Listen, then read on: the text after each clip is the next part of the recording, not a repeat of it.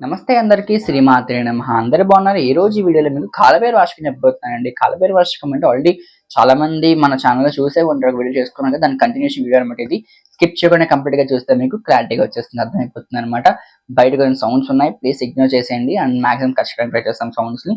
So లేకపోతే adjust అయిపోండి వీడియోకి, ఓకేనా. సో మనం కంటిన్యూ చేద్దాం కాలభైరవ వార్షికం అనేది. భుక్తి ముక్తిదాయకం ప్రశస్మచారు విగ్రహం భక్తవత్సల స్థిరం సమస్తలోక విగ్రహం నిత్యమన్న హేమ కింకినీల సత్తతిం కాశికాపురా వినాద కాల భైరవం భజే.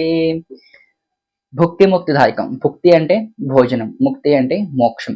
రెండింటిని ప్రసాదించేవాడు కాలభైరవుడు.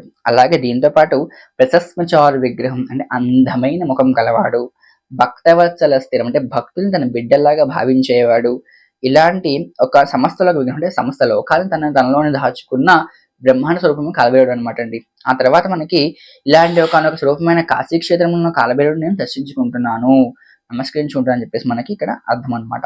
ఆ తర్వాత ధర్మసేతు పాలకం ధర్మ మార్గనాశకం కర్మ పాచమోషణం సుషర్మధాయకం విభుం సర్వవర్ణ కేశు పాశ శోభితాంగ మండలం గాశికాపురా వినాద కాల భైరవం భజే. ధర్మాన్ని గెలిపించేవాడు, అధర్మాన్ని నాశనం చేసేవాడు, కర్మను తొలగించేవాడు. అలాగే సుషమధాయకం ఏమంటే మనకి అందమైన రూపం కలవాడిన కాలభైరవ స్వామి శర్మధాయకం విభం అంటే ఎలా ఉంటుందంటే మనకి కాలభైరవ అలంకారం అంతా కూడా మనకి పాములతో కట్టుకుని రుద్రాక్షమాలతో విభూతి రేఖలతో మనకి కాలభైరవుడు దర్శనమిస్తూ ఉంటాడు అనమాట. దీంతో పాటు మనకి కర్మపాచ మోషకం కర్మను తొలగించేసేవాడు. అలాగే సర్వవర్ణ కేశుపా శోభితాంగం అంటే పైనుంచి కేశం నుంచి పాదాల వరకు కూడా అందమైన బంగారు కాంతితో ప్రకాశించి ఉన్న కాలభైరవ స్వామిని దర్శించున్నాను. ఎక్కడ అంటే కాశీలో దర్శించున్నాను, కాశీ క్షేత్రంలో ఉన్న కాలభైరవుడికి నేను నమస్కరించున్నాను అని చెప్పేసి మనకి దీని అర్థం అనమాట. దీని తర్వాత మనకి రత్నపాదుకాభిరామ పాద యుగ్మకం నిత్యమద్వితీయం నిత్యధైత నిరంజనం మృత్యుదర్పనాశనం కళారదుష్ట భీషణం కాశికాపురావినాద కాలభైరవం భజే. అంటే ఇక్కడ మనం ఏమర్థమవుతుంది అంటే రత్నపాదుకం అంటే రత్నాలు తన పాదాలకు ధరించేవాడు అనమాట అండి. అంటే తన పాదాలు చూసి మన రత్నాలుగా కనిపిస్తూ ఉంటాయి అనమాట.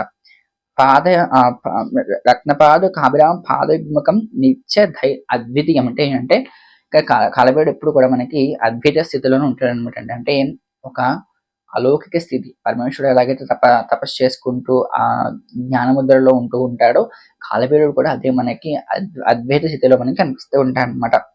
దీంతో పాటు మనకి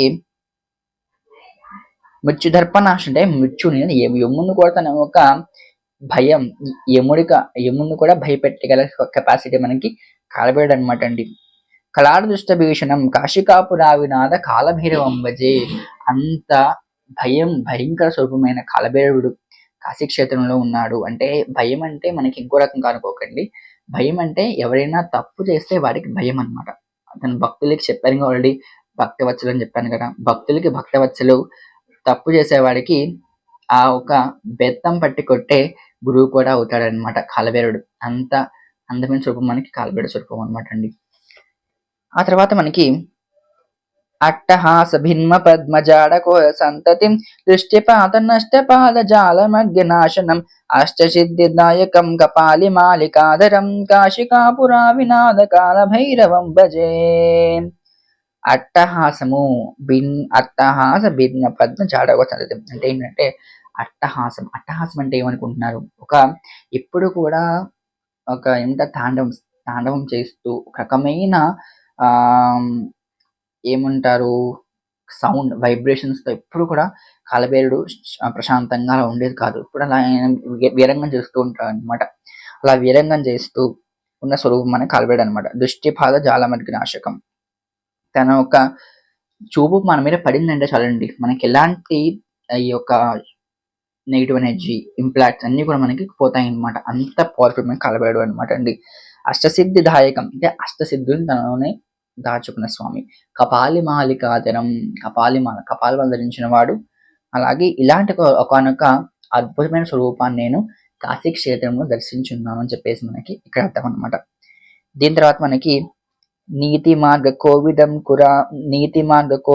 పురాతనం జగత్ప్రభుం కాశికాపురా వినాదకాలభైరవం భజే భూతసంగనాయకం విశాలకీర్తిదాయకం కాశీవాసి లోకపుణ్యపాపశోభికం విభుం నీతిమార్గకోవిదం పురాతనం జగత్పతిం కాశికాపురా వినాదకాలభైరవం భజే.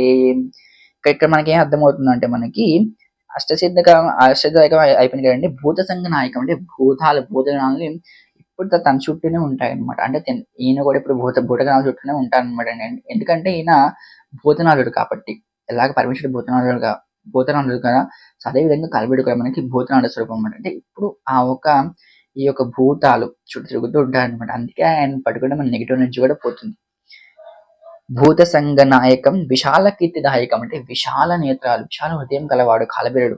విశాల కీర్తిదాయకం కాశీవాసి లోక పుణ్య పాపశోభికం విభం అంటే కాశీవాసం, ఆ కాశీలో ఎవరైతే ఉంటారో వాళ్ళ పాపాలను కూడా పటాపనం చేయడానికి ఒకానొక అద్భుతమైన అలౌకికమైన స్వరూపమైన కాలబిరుడు స్వరూపం అనమాట అండి. చాలా మంది చెప్తూ ఉంటారు, కాశీ క్షేత్రంలో కాశీలో కనుక 9 రోజులు కనుక మనం నివసిస్తే తల్లి గర్భంలో ఉన్న 9 నెలలకు సమానం అవుతుంది. ఆ 9 రోజులు 9 నెలలతో సమానం. మన అమ్మ గర్భంలో 9 నెలలు కాశీ క్షేత్రంలో 9 రోజులు సమానం అనమాట. అంటే చాలా మంది అందుకే 9 రోజులు కాశీలో నిద్ర చేస్తూ ఉంటారు. అండ్ కాశీలో ఉండే క్షేత్రపాలకుడు మనకి కాలభైరవ స్వామి. ఇలాంటి ఒకానొక స్వరూపమైన కాలభైరవుడు మనకి కాశీలో ఉన్నాడు. అలా కాశీలో ఎవరైతే వెళ్తూ ఉంటారో వాళ్ళ యొక్క పాపాలన్నీ కూడా నాశనం చేయడానికి, పటాపనం చేయడానికి ఆయన స్థిరంగా ఉన్నాడు అనమాట అండి. ఇలా మనకి కాశీవాస లోక పాపశుభికం నీతి మార్గోవిధం పురాతనం జగత్ ప్రభువు అంటే నీతి మార్గం నడిపించడానికి ఈ యొక్క జగత్తుకి ఒక ప్రభువులాగా ఆయన ఉన్నారనమాట అండి. నీతి మార్గ కోవిదం పురాతనం జగత్పతిం కాశికాపురా వినాద కాలభైరవం భజే. అలా ఒక కాశీ క్షేత్రంలో ఉన్న కాలభైరవుని నేను దర్శించుకుంటున్నాను అని చెప్పేసి మనకి అర్థం అనమాట. ఆ తర్వాత మనకి ఈ యొక్క ఫలశ్రుతి ఏంటంటే కాలభైరవాష్టకం పఠంతి ఏ మనోహరం జ్ఞాన ముక్తి సాధనం విచిత్ర పుణ్యవర్ధనం శోకమోహలోభదైన్య కోపతాపనాశనం తీర్థయాత్రి కాలభైరవాగి సన్నిధం ధ్రువం. అంటే ఏంటంటే మనకి ఎవరైతే ఈ కాలభైరవాష్టకం చదువుతూ ఉంటారో వాళ్ళకి ఏమేం కలుగుతుందయ్యా అంటే భుక్తి అంటే మంచి భోజనం, అంటే ఇక్కడ మనకి అన్నానికి లోటు లేకుండా భుక్తి ముక్తి దాయకనే జ్ఞానం కూడా కలుగుతుంది. దీంతో పాటు మనకి జ్ఞాన సాధనానికి ఒక మార్గంగా నడుస్తుంది కాలభైరవాష్టకం. దీంతో పాటు విచిత్ర పుణ్యవర్ధన అంటే ఎక్కడ మనం తెలియకుండానే మనకి పుణ్యం లభిస్తూ ఉంటుంది అనమాట అండి. ఆ తర్వాత శోకమోహ లోభ దైన్య కోపతాపనాశనం. శోకము అంటే బాధలు, కోపం క్రోధం అంటే ఏంటి, ఇప్పుడు ఎవరి శాస్త్రీయ దేశాలు ఐషద్ వర్గాలు కూడా మనకి నశించబడతాయి అనమాట. ఇప్పుడు ఎవరైతే కాలభైరవాష్టకం జరుగుతూ ఉంటారో వాళ్ళకి ఇలాంటి అద్భుతమైన గుణాలన్నీ కూడా కలుగుతాయి. ఇప్పుడు చెత్త గుణాలు ఏవైతే ఉన్నారో ఈ యొక్క మనకి హర్షద్ వర్గాలు చెప్తుంటారు, కామ క్రోధ మోద మతమత్సర్యాలు ఇవన్నీ కూడా మనకి పోతాయి అనమాట అండి ఎవరైతే కాలభైరవాష్టకం జరుగుతూ ఉంటారో వాళ్ళకనమాట.